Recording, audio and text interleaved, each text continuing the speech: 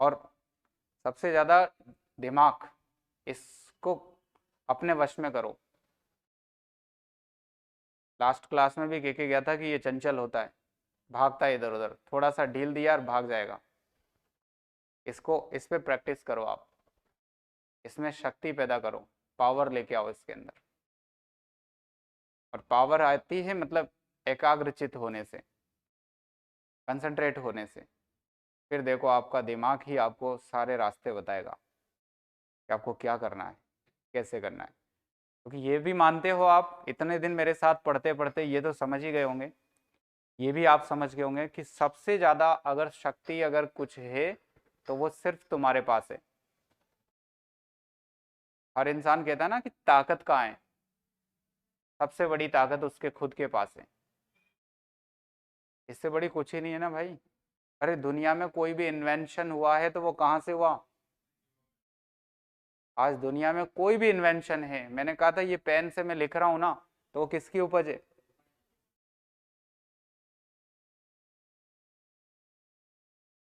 वो जो अपन ऐसे तारे जमी का वो छात्र देख सकते हैं, उस छात्र से कोई एक्सपेक्ट ही नहीं करता था कि ये जीवन में कभी कुछ अच्छा कर जाएगा, लेकिन कर गया ना। रोल मॉडल का काम किया टीचर ने। टीचर अगर उसको शेप करता है तो वही छात्र क्या बन गया? बन गया ना सक्सेसफुल। ऐसे ही आपने ऋतिक रोशन की एक मूवी देखी होगी, क्रिश में ही था ना, कि ऋतिक रोशन बिल्कुल ऐसा रहता था तो बेवकूफ़ टाइप से, तो उसको उसके टीचर क्लासरूम से निकाल देते थे कि इसको कुछ ही नहीं आता है, कंप्यूटर वाला। तो वो एक ही बात कहता है कि सर, इंसान ने कंप्यूटर को बनाया है, कंप्यूटर ने इंसान को नहीं बनाया। क्या सुनो, कंप्यूटर ने नहीं बनाया अपने को, अपन ने कंप्यूटर को बनाया है। तो ऐसी कौन सी बात होगी जो कि मेरे को कंप्यूटर नहीं आ सकता, और आता है फिर उसको।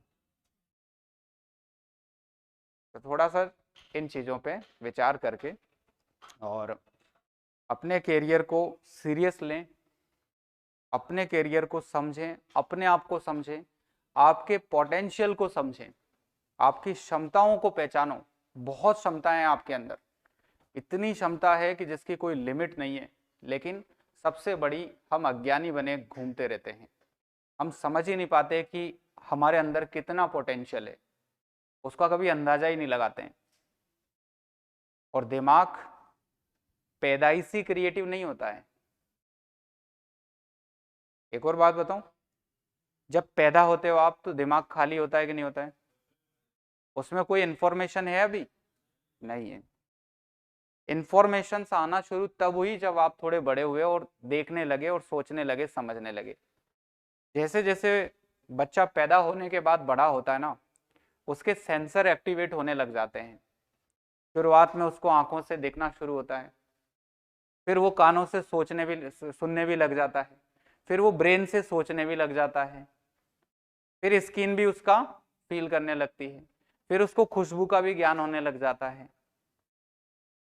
क्या सुनो, तो ये हमारी बॉडी के जो सेंसर है ना, और एक उम्र आती है जिसमें सारे सेंसर एक्टिवेट हो जाते हैं, हो जाते हैं।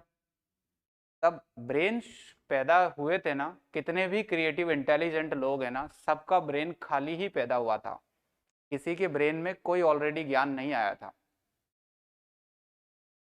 फिर उन्होंने ब्रेन को ट्रेंड करना शुरू किया और अपने सेंसर्स का सही उपयोग करके और उन सेंसर से इंफॉर्मेशंस को, नॉलेज को कलेक्ट करना शुरू किया।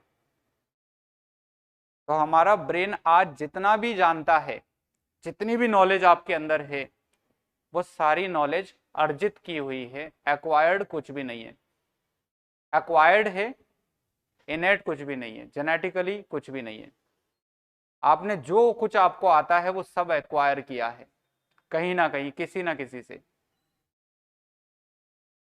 तो आप ये भी आज समझ लें कि आप इससे ज्यादा भी एक्वायर कर सकते हो, यू नो, इससे ज्यादा भी आप एक्वायर कर सकते हो। सिर्फ हमारे सेंसर्स का यूज हमें करना पड़ेगा इंफॉर्मेशंस को एक्वायर करने के लिए।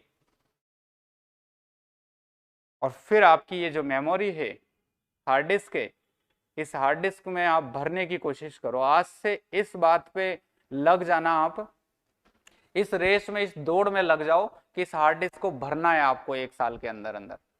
भरो, इसमें डाटा भरो, आप जितना डाटा आपके पास है भर लो। क्या कोई पैदा हुआ जो इस हार्ड डिस्क को भर दे? आज तक नहीं हुआ।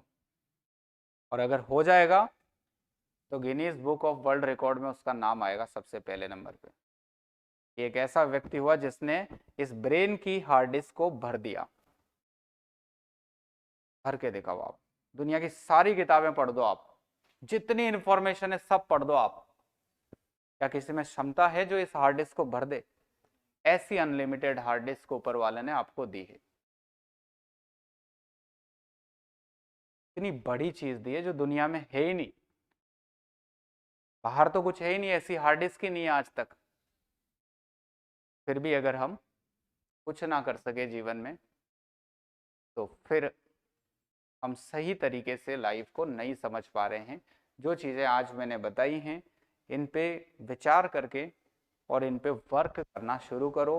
परफॉर्मेंस आपकी ऑटोमेटिक आएगी। अपने आप आपको फील आने लगेगा कि आप में कुछ ना कुछ इम्प्रूवमेंट हो रहा है। एक्यूरेसी बढ़ती जाएगी, परफेक्शन आता जाएगा। और जब अच्छा परफेक्शन आ जाएगा तो आपके सिलेक्शंस जिस एग्जाम में बैठोगे उसमें होना शुरू हो जाएंगे। क्लियर है?